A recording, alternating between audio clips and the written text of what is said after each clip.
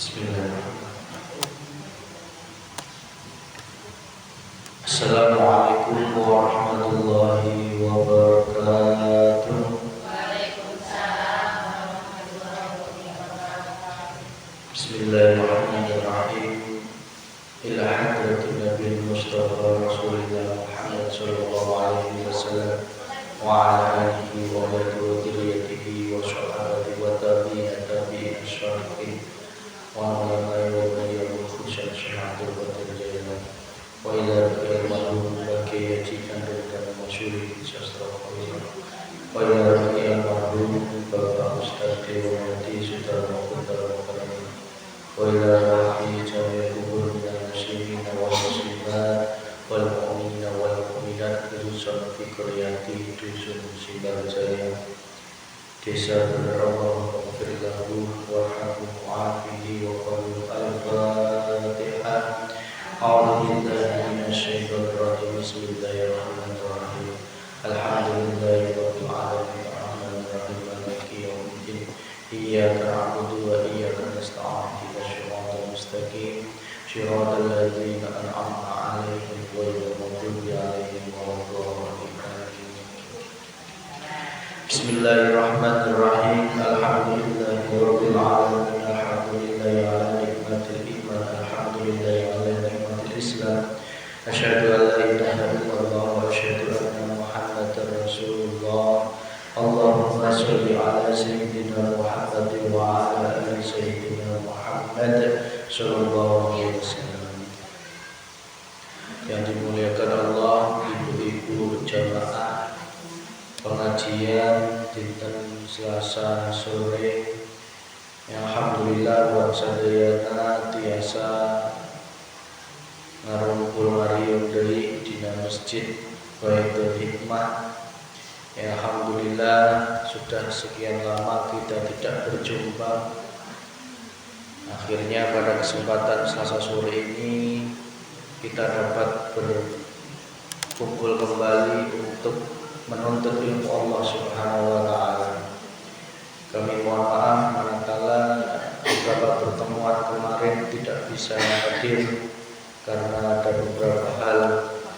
Alhamdulillah pada kesempatan ini ayo kita semuanya semangat deui cek saudara teh. Awat sekedeng deui erek bulan puasa, Recep ruah puasa. Alhamdulillah Allah masih memberikan kesehatan kepada kita semuanya.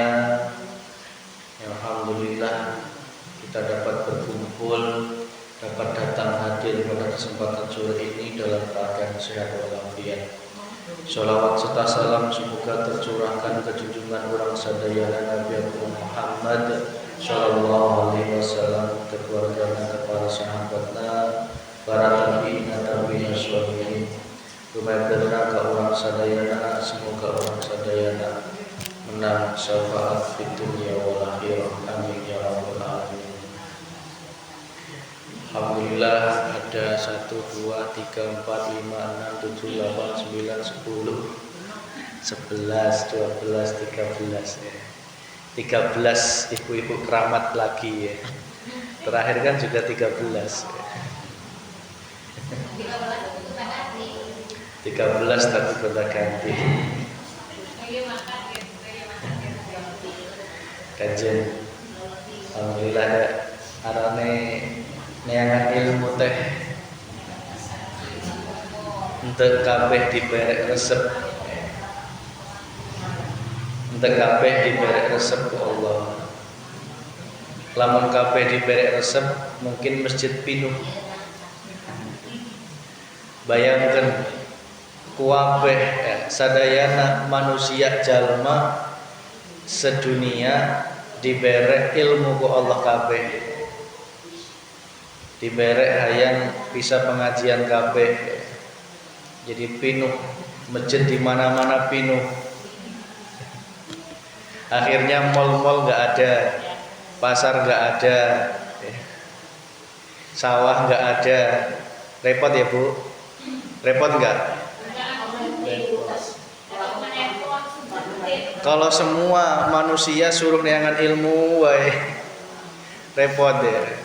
Makanya cek Allah tadi berbagi ayak nu neangan ilmu, ayak nu macul, ayak nu ke pasar, ayak di ima gegero ya. Eta kabeh apa? Gemerlapnya dunia.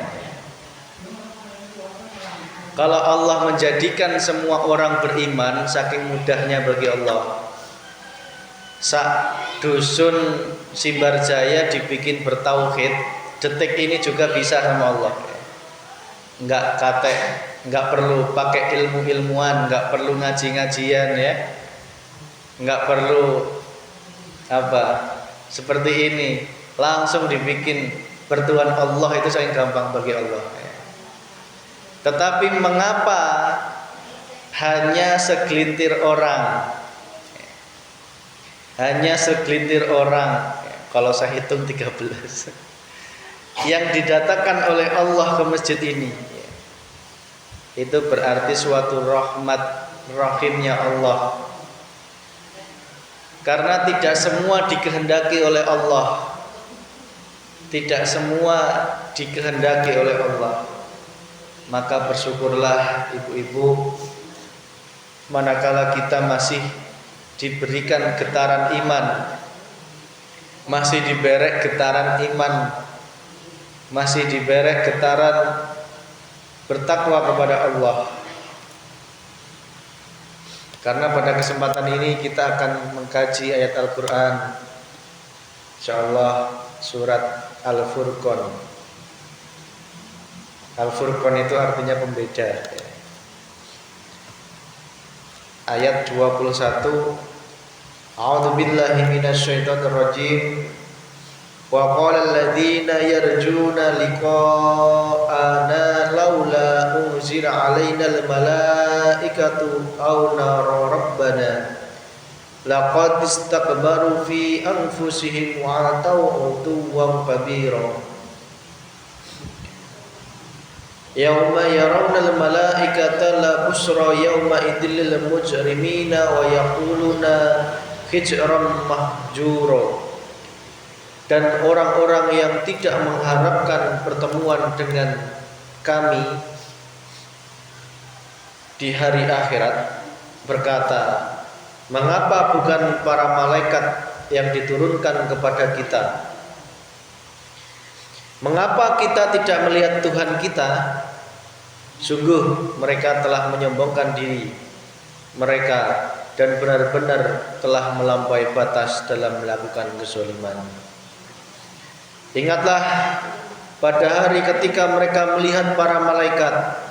Pada hari itu tidak ada kabar gembira bagi orang-orang yang berdosa, dan mereka berkata, hijran mahjuro.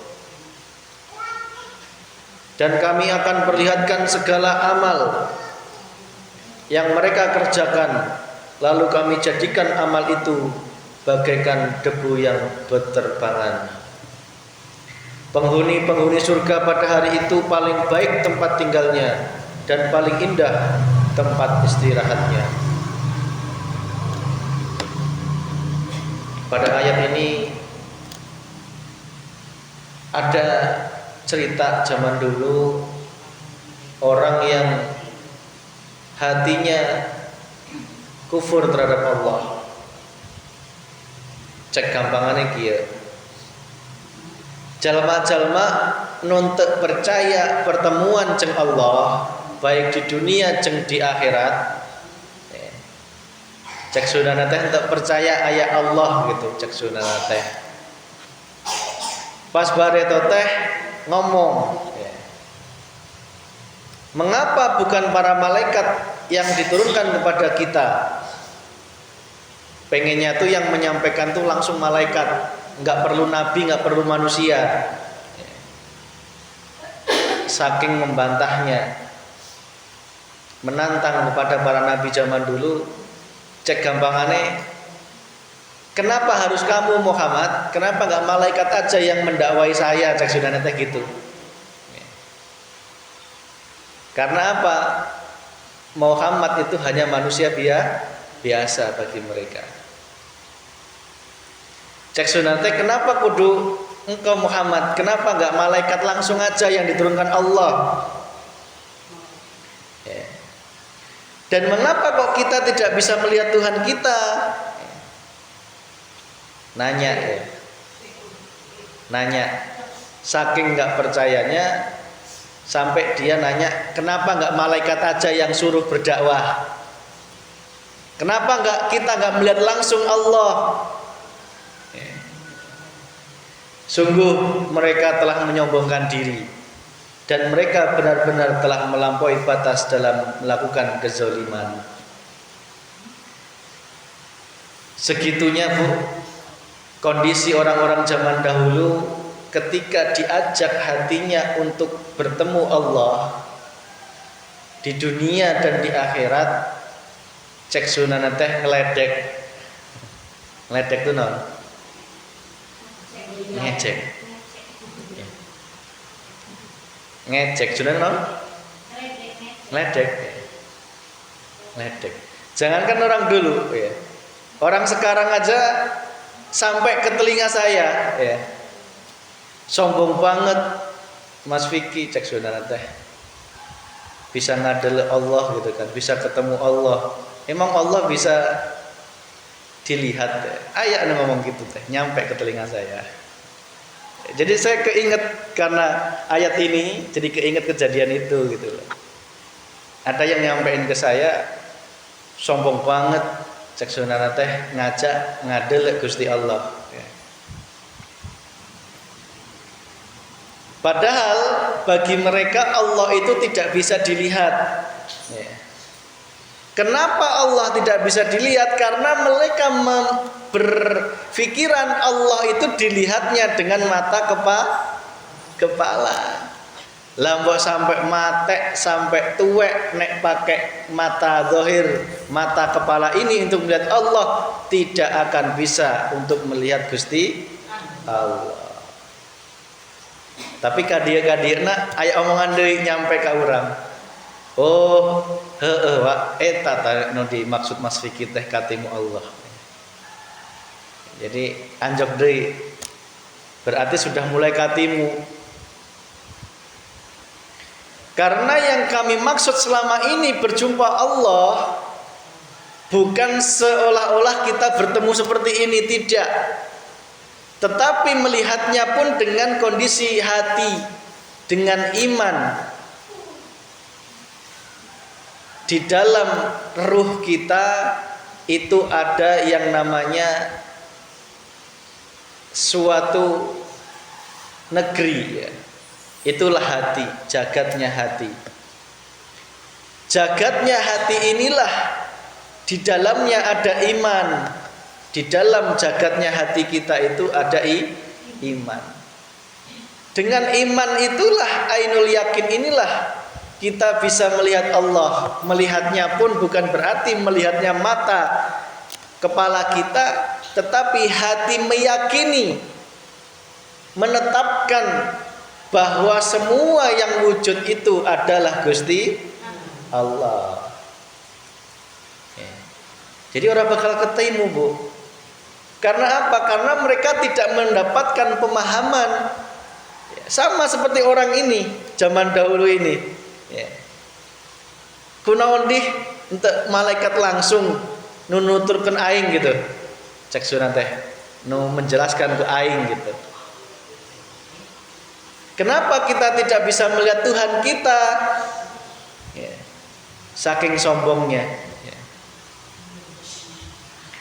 Itulah kondisi zaman dahulu sudah sering terjadi dialami oleh para nabi dan rasul ketika mengajak umatnya untuk bertuhan Allah, malah dibales nidih Allah. Allah naon di Allah gitu ya. Bapak saya itu pernah cerita waktu pertama masuk Sadahayu itu ngadel bapak sholat, orang-orang teh gumunen. Karena zaman dulu Sadahayu itu belum ngerti sholat babar belas. Demi Allah, belum ngerti sholat itu apa. Jadi ngerti orang sholat dengkla-dengkla itu bingung itu ngapain. Jalma eta keur naon cek sunana teh.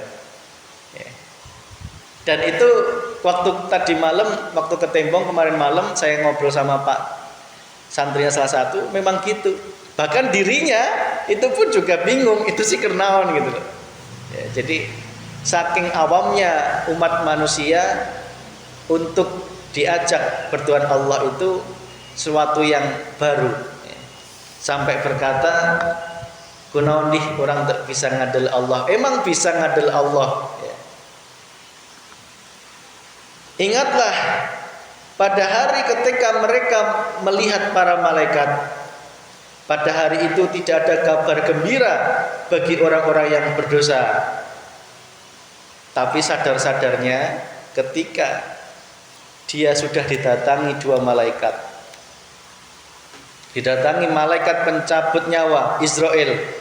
Terus kemudian didatangi oleh dua malaikat penanya kubur Mungkar dan Nangkir. Baru di situ tidak ada lagi kabar gembira bagi mereka. Nek saat ini masih ada kabar gembira, Bu. Ibu-ibu berbuat dosa masih ada kabar gembira. Kabar gembiranya apa? Allah Maha Pengampun. Cek sunana teh masih diampuni, lamun masih daek bertobat. Lamun engke geus di alam kubur, geus katimu malaikat di ditu, geus eueuh deui kabar gembira. Ya. Yang ada cuman mengharapkan pertolongan. Yang pertama, doa anak soleh yang mendoakan. Anak yang soleh yang mendoakan ini pun juga harus anak yang sudah bermakrifat kepada Allah. Ya. Bagaimana dia akan ngiriman cek sunana teh lamun untuk nyahok tujuan. Ya. Maka penting bagi kita untuk segera mengenal Tuhan kita agar apa? Kita bisa selamat di dunia wal akhirah. Lamun geus engke di alam kubur nu kadua ini ditunggu-tunggu eta nyaeta amal jariyahna. Amal jariyahna nu katilu ilmu nu bermanfaat. Ya.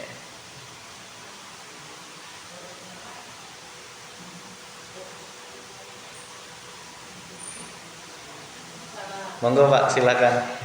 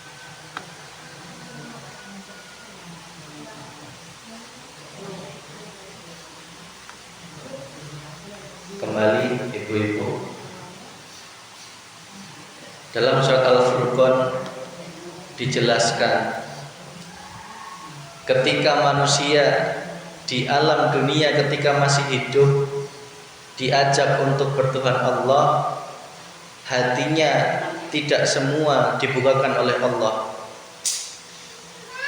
Maka ketika nanti di alam kubur, ketika sudah dipertemukan dengan malaikat,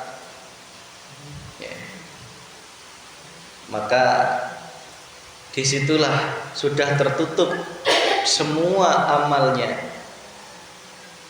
dan kami akan perlihatkan segala amal yang mereka kerjakan. Bahkan ketika sakaratul maut, itu geus terbayang bu, naon wae nu geus dikerjakan, baik amal baiknya maupun amal buruknya, cek sunana teh terputar ulang. Lalu akan kami jadikan amal itu bagai debu yang berterbangan, tidak ada artinya. Tidak ada artinya nih. Ketika hidup di dunia diajak untuk bermakrifat kepada Allah tidak mau, maka ketika nanti amalnya diputar yang telah mereka kerjakan, lalu kami jadikan amal itu bagai debu yang berterbangan, tidak ada artinya sama sekali. Meskipun amalnya sebanyak gunung Uhud, meskipun amalnya tidak terhitung, wah nek dihitung sama dia, hari ini sudah bersedekah ke siapa, dihitung bu, dicatat. Itu di sinetron naon eta, para pencari Tuhan zaman dulu, saya keinget ya. Siapa yang haji yang medit itu ya, di sinetron pencari Tuhan itu loh, haji siapa itu yang medit itu loh. Jadi dia hari ini sedekah, ditulis sedekah 1 juta ke siapa, lumayan sudah dapat amal. Yang kedua, sholat tahajud, ditulis ku dewek nate. Tetapi di dalam hatinya muncul suatu kesombongan, suatu ujub, suatu kebanggaan dirinya, dan mengagungkan dirinya. Sehingga apa kata Allah? Amal kita jadikan amal itu bagaikan debu yang berterbangan, tidak ada artinya sama sekali. Yang tadinya membantu orang, yang tadinya tahajudnya setiap malam 1000 rakaat sekalipun, pengajiannya rajin, tetapi hatinya jauh dari Allah, hatinya tidak bermakrifat kepada Allah, maka Allah menjadikan segala amalnya bagaikan debu yang berterbangan. Ayak no apa? Ngalak debu ayak. Debu di pinggir jalan dialakan ayak. Lamun emas dialak ente. Itu bu. Amalnya itu diibaratkan gitu, cek Allah teh. Tidak ada gunanya sama sekali. Allah lebih cinta terhadap hambanya yang berendah hati. Dak aing teh bisa kieu sakieu, ya geus alhamdulillah, tanpa dibarengi dengan sombong, tanpa dibarengi dengan riya pamer, itu jauh dicintai oleh Allah Subhanahu wa ta'ala. Penghuni surga pada hari itu yang paling baik tempat tinggalnya dan yang paling indah tempat istirahatnya. Nah, beda dengan orang-orang yang hatinya sudah ketemu Allah di dunia maupun di akhirat, tempat terbaiknya adalah surga, dan juga tempat indah untuk istirahatnya adalah surga. Maka beda antara orang yang hatinya tidak bertuhan Allah dengan hatinya sudah bertuhan Allah, maka di dalam hidupnya ada bedanya. Apa yang membedakan orang yang sudah bertuhan Allah dengan yang belum?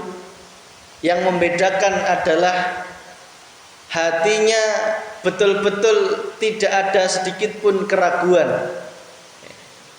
tidak ada sedikit pun suuzon kepada Allah. Yang ada adalah berbaik sangka kepada Allah. Ibu-ibu kalau lagi sakit seringnya berbaik sangka pada Allah atau berburuk sangka? Iya teh, kira-kira bisa sembuh enteknya gitu ya. Moal ngebayakkeun harta ya salaki gering. Aya nu sampai gitu. Nauzubillah ini. Ketika masih ngorakna pinter neangan duit di rumah dengan baik, bapaknya nggak minta kopi dibijitin kopi, bapaknya untuk minta dipijitin dipijitin. Ketika bapaknya mulai sakit-sakitan, ya, mulai nggak bisa embret karena mungkin sesuatu kejadian, di dalam hatinya muncul suatu penyakit. Itulah ujian orang yang beriman atau belum. Ketika dia beriman, pasti hatinya mengatakan Allah pasti akan memberikan kasih sayangnya kepada kita. Meskipun suami sakit nggak bisa nyari nafkah, mungkin pasti Allah memberikan jalan rezeki yang lainnya. Jangan sampai muncul perasaan mual ieu teu ngabeyakeun harta ya. Nauzubillah ini. Nah. Pernah saya mendengar, Pak, kenapa kok nggak diobatin gitu ya? Itu babungna kenapa nggak diobatin gitu ya? Dan ngeskolot mas gitu ya. Nges untuk gawe, masya Allah. Bapaknya sakit, nggak dibawa ke berobat. Ya. Jawabannya bukan karena nggak punya uang, tetapi karena dak ngeskolot, ngesentek gawe iya. Dak ya Allah. Itu dengar langsung saya. Ya, itulah Bu. Jangan sampai hati kita tidak memiliki perasaan, tidak memiliki belas kasih sayang. Kalau menggunakan otak iya, nggak jadi. Dan ong cek otaknya kia, iya teh lamun diobatkan ke dokter angot spesialis dalam sekali pertemuan ke seberapa? Hampir 700 juta ya, 700.000 ya, ada ya 700.000. Nah nanti kalau sebulan bisa 4 kali 5 kali, sebulan bisa bayar 5 juta, masya Allah. Nah mending helang ya, diperek wae obat warung cek sunana teh. Penyakit yang mudah butuh penanganan, penyakit dokter dalam diberikan penanganan yang kurang baik, hasilnya akan apa? Kurang baik. Nauzubillah, jangan sampai kita menjadi anak yang durhaka terhadap kedua orang tua kita. Kita pun sebagai perempuan, sebagai laki-laki kepada mertua kita itu pun juga perlakuannya harus sama. Jangan sampai membeda-bedakan gitu. Da aya teteh mertua mitoha ieu gitu. Da aya teteh mitoha ieu. Geus heulang Pak gitu. Rek naon di gitu. Akhirnya bapakna sesompotan. Sempotan ngobatkeun ya. Saking naon gematina ke kolotna. Itulah mengapa kita dikehendaki oleh Allah, diwajibkan oleh Allah untuk senantiasa memiliki ilmu. Dengan ilmu hati kita hidup. Ya. Ibu-ibu nyaho naon zaman bahare teh lamun can aya listrik pakena naon? Damar. Damar teh bahan bakaran naon? Bahan bakaran naon? Minyak tanah. Lamun damarna eta diisi cai herang bisa nyala. Angot lamun damar eta eueuh minyakna bisa nyala. Cara bisa nyala paling sumbuna beak deh. Gitu nggih? Ya. Itulah pentingnya ilmu di situ, Bu. Ya. Kalau kita berhenti menuntut ilmu, itu ibarat kita untuk ngejok cai latung. Ya. Saya ujung sih ya. Hah? Ibarat kita tidak apa? Ngejok itu apa ya? Tidak ngejok lagi minyak tanah. Maka ibu-ibu jangan sombong. Da aing teh geus nyaho, geus bisa ya. Geus henteu deui pengajian. Salah ya. Justru lama-lama nanti minyaknya beak, akhirnya lampunya mati. Kalau lampunya mati, kira-kira kamarnya gelap apa caan? Poek lamun peting mah. Coba, kalau ibu-ibu hati nak gelap, kira-kira hidupnya ngenah henteu? Hati gelap tuh gimana? Hati gelap adalah hati yang tidak caan. Maksudnya hati yang gelap adalah hati yang tidak bisa memandang Allahnya. Contoh, ada anaknya apa? Nakal. Anaknya nakal. Kalau kondisi hati yang gelap, pasti anaknya akan disebelin, dimarahin, ya. Pasti akan disiksa. Itulah kondisi hati yang gelap. Kalau kondisi hati yang caang, pasti dinasehati dengan baik, ya. Pasti tetap disayang. Itulah bedanya hati yang caang dan hati yang gelap. Kenapa hatinya gelap? Karena tidak ada tadi air minyak tanahnya, ya. Tidak pernah neangan ilmu. Berarti ilmu itu penting nggak, Bu? Orang teh ibarat pengajian eren seminggu ya. Nges beda rasana teh ya. Kurangnya. Karena orang juga menuntut ilmu harus baik ya. Lain merek ilmu lain ya. Orang juga neangan ilmu.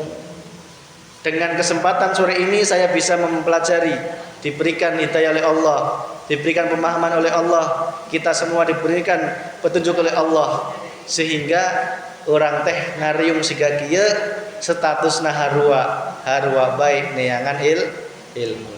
Cek sunana teh keur ngecop cai naon? Cai latung.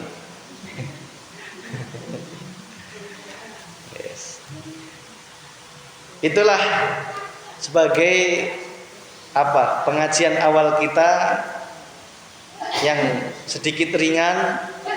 Karena apa? Sudah lama kita tidak bertemu. Jadi kita ringan-ringan dulu agar mulai menyesuaikan kembali dan agar kita bisa mulai apa? Menyesuaikan lagi jadwal kita setiap Selasa sore. Ini recepnya Irhadi. Masih lila ya, sebulan aja mungkin ya. Semoga Allah memberikan kita ridhonya agar program-program ke depan semakin dimudahkan oleh Allah Subhanahu wa ta'ala. Ini ibunya tinggal 13, yang lainnya kemana? Pada sibuk, pada mainan lato. Enggak yang kecil, enggak yang kolot. Mainan lato. Pada. Hah? Cailatuna habis, masih mending habis. Sing bahaya itu kalau damarna pepes. Sing bahaya lamun cailatungna peak mending masih bisa diisi sing bahaya kalau damarna pepes. Artinya apa? Geus teu hirup pae.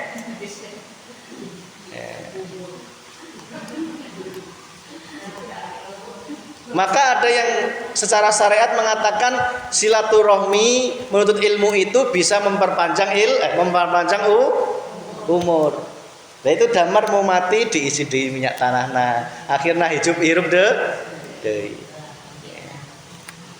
Coba bayangkan minyak tanah makin berkurang.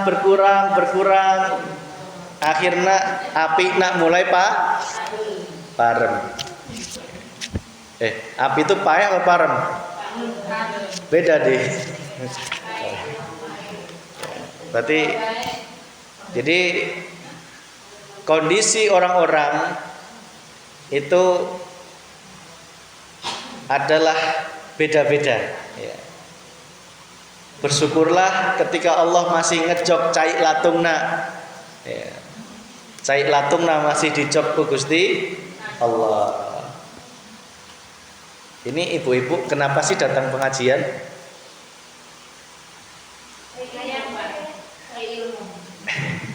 Kenapa nggak main lato-lato di rumah? Berisik ya?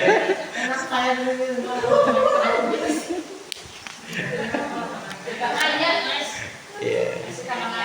Saya keinget dulu awal-awal tuh hampir 40 ya. Ya Bu ya, 40 ada ya dulu ya.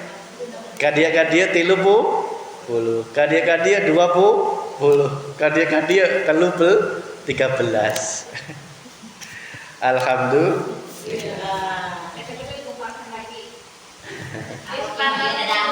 Hah? Geus bakuna sakieu. Standar. Geus pang istiqomahna ya. Udah saya kembalikan ke jenengan. Nek mau bosen ya udah cai latungna enggak usah lamun hayang poek ya enggak usah ka dieu. Berarti harwa bae henteu ngisi cai latung. Lamun geus kitu dipepeskeun wae sekalian. Naon hidup di dunia? Loh, hidup di dunia kondisi gelap, nabrak sana, nabrak sini, tetangga ditabrak, pemajikan ditabrak, anak ditabrak. Ya. Semua kondisinya berantakan hatinya. Jadi apa? Butuh yang namanya penerang, dan penerang itu butuh cai latung. Dan penerang itu tidak hanya cai latung dan sumbunya dan damarnya, tapi juga butuh hidayah dari Allah yang wujud pemantik korek apinya, yang itu diberikan oleh Allah Subhanahu wa ta'ala. Bu, jangan salah. Banyak orang yang ngisi cai latung tetapi damarna entehi. Ayo deui lin. Ya. Tidak semua orang yang menuntut ilmu itu diberi hidayah yang berupa kemakrifatan oleh Allah, koreknya dijes, didekatkan ku damarna hirup. Tidak semua diberikan oleh Allah Subhanahu wa ta'ala. Kalau kita melihat di pengajian yang akbar, ada berapa orang itu di situ? Banyak ya. Tetapi manakala dilihat dengan hati apa itu?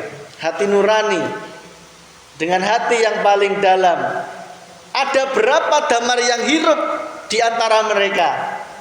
Karena kebanyakan cai latung napinuh, tetapi apinya tidak dinyalakan oleh Allah Subhanahu wa ta'ala, tidak dikenalkan dengan ilmu makrifat oleh Allah Subhanahu wa ta'ala. Sehingga apa?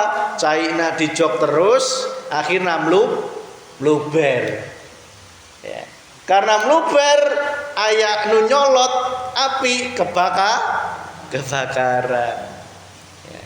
Nauzubillahi min dzalik. Akhirnya damar yang diharapkan bisa menerangi hatinya justru membawa hatinya terbakar bara api neraka. Da aing mah ustad, kini untuk disorok-sorok acan. Itu namanya orang yang damarnya penuh latung tetapi hatinya henteu hidup.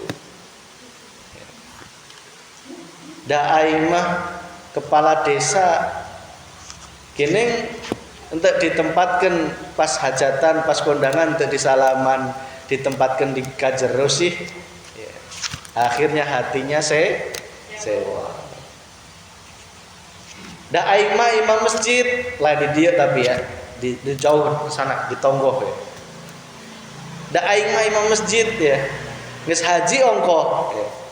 Geus ke tanah suci ongko. Lamun teu aing mah moal aya nu bisa siga aing ka ditu. Ya. Nauzubillah ini. Padahal nu ngomong gitu teh jamak berilmu. Artinya apa? Cailatung napi pinu, tetapi ku Allah tidak dinyalakan api makrifatnya, sehingga apa? Cailatungna justru membakar dirinya, dengan panasnya bara api neraka. Maka yang benar, ayo ibu-ibu, cailatungna terus kita isi, terus istiqomah. Biar nanti Allah sendiri yang memantik ilmu makrifatnya kepada kita. Allah sendiri yang mengenalkan dirinya kepada kita. Oh, inilah nikmatnya hati yang dalam keadaan terang benderang. Cirinya apa? Kalau hati sudah nyala, kalau damarnya sudah nyala, cirinya apa? Cirinya hati kita selalu memandang Allahnya dalam apapun. Itulah ciri damar kita sudah mulai dihidupkan oleh Allah Subhanahu wa ta'ala. Lamun ngadele pamajikan encan ka inget Allah, berarti damarnya encan hirup. Nu kadele masih makhlukna, nu kadele masih makhluk yang berafal, yang berbuat, yang wujud, yang merengut, ya, yang marah, yang ngambek, hatinya tidak memandang hidup. Maka disitulah hati kita masih dalam keadaan poe. Jangan heran manakala engkau sudah didatangkan ilmu makrifat, Allah akan mengujimu dengan bertubi-tubi ujian. Allah akan menguji iman kita semuanya dengan ujian hidup. Yang dulu mungkin kita tidak pernah merasakan diuji dengan hartanya, dengan jabatannya, dengan kadang penyakit. Tetapi kami berpesan, tolong jangan mundur sedikit pun. Itu sebagai tanda kasih sayangnya Allah, sebagai tanda penetapan hati untuk menjadi kekasihnya Allah. Ya. Karena tanpa melalui ujian, maka kemakrifatan itu suatu yang omong kosong. Karena makrifat itu tidak hanya cukup, oh ini Allah, tidak. Tetapi butuh suatu ujian dari Allah. Dan itulah tanda kita dikehendaki dari calon kekasihnya Allah menjadi kekasihnya Allah Subhanahu wa ta'ala. Ya, ayat Bu RT ayat. RT telu ayat. Oh, lah tutupan panto. Bu RT 4 ayat di imah. Ulah ngomong Pak RT 4 ayat. Ayat di mana gitu? Yang di ini. 3 undangan. Bu, jangan heran. Kita diuji dengan incu, dengan anak, dengan bau-bau, langsung geus boga bau-bau ya. Geus boga buyut diuji terus. Dulu kita diuji oleh suami kita ketika belum punya anak. Kita diuji oleh anak kita ketika kita sudah punya anak. Kita diuji lagi oleh Allah dengan cucu kita. Diuji lagi oleh Allah dengan buyut kita. Dan seterusnya. Karena apa? Itu tanda kasih sayangnya Allah terhadap kita. Pesan saya, apapun yang dihadapkan, teruslah hati mengatakan apa? Hati mengatakan bahwa itu semua yang berperan adalah Gusti Allah. Itu sepahit apapun ujian hidup yang Allah berikan, mungkin membuat kita sedih, membuat kita sakit, membuat kita malu, membuat kita berputus asa. Tetapi ingatlah bahwa ujian itu sejatinya adalah penetapan hati untuk menuju kesempurnaan menjadi kekasihnya Gusti Allah.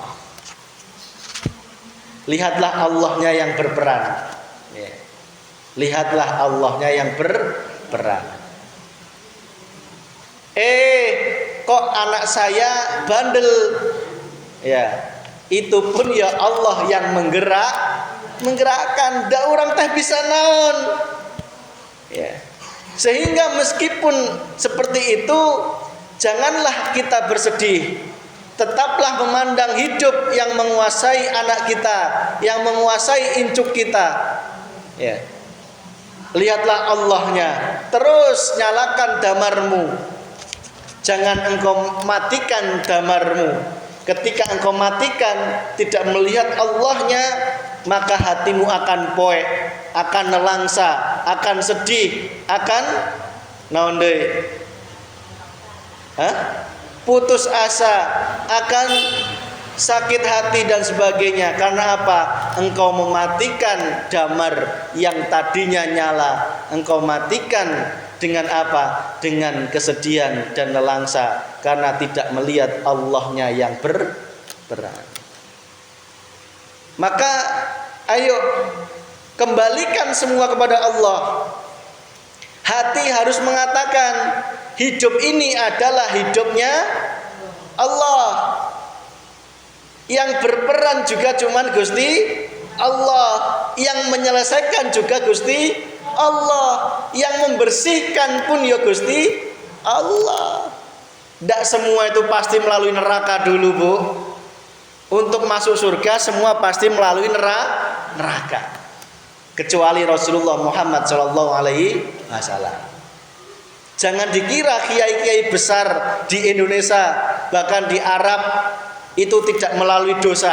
Pasti mereka melalui tahap dosa. Ya.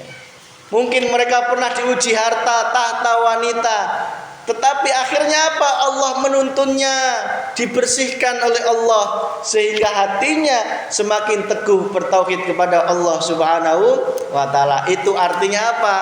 Dimasukkan neraka dulu, dikumbah yang bersih, akhirnya diangkat menuju surganya Allah Subhanahu wa Ta'ala. Jangan heran ya. Jangan heran. Jangan bersedih. Karena apa? Sedih itu pintu masuknya syaitan laknatullah. Bahaya, Bu. Sedih yang berkelanjutan itu bisa menyebabkan setan masuk ke dalam benteng ruh kita. Sehingga apa? Kita menjadi linglung ya, ngelamun, gitu nggih. Sing paling parah kalau tidak terkendali, nauzubillahi min dzalik. Maka segera kembali kepada Allah Subhanahu wa Ta'ala. Hilangkan semua beban. Nyatakan bahwa itu Allah, itu Allah, itu Allah, dan yang menyelesaikan pun juga Gusti Allah. Semua pasti yang terbaik. Apapun yang dihadapkan Allah pasti yang terbaik. Itu yang kita tanamkan dalam hati kita. Dan ente boga duit pun juga yang Kenapa? Kalau dikasih duit banyak bisa jadi dipakai ya, nonton buku. Diberi duit cenuk itu yang terbaik, dipakai untuk sedekah, zakat, infak. Leres nggih? Dikasih oleh Allah yang biasa-biasa aja, enggak sugih banget, enggak biasa banget, itu pun juga yang terbaik. Wes, semua yang terbaik. Mas, lah kalau dikasih anak yang bandel, yang nakal, apa itu yang terbaik? Itu juga yang terbaik. Bisa jadi ketika engkau diberi anak yang soleh, menjadikan hatimu takabur, ujub, riak, sombong, mengatakan bahwa itu adalah hasil karya saya, bukan menyatakan itu yang berbuat adalah Gusti Allah.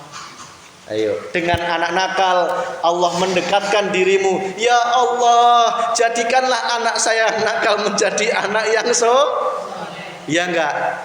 Anak nakal sebagai wasilah hatimu dekat dengan Gusti Allah. Anak yang soleh belum tentu menjadikan hatimu dekat dengan Gusti Allah. Jadi semua tergantung hati kita menyikapinya, Bu. Ya, tergantung hati kita menyikapinya.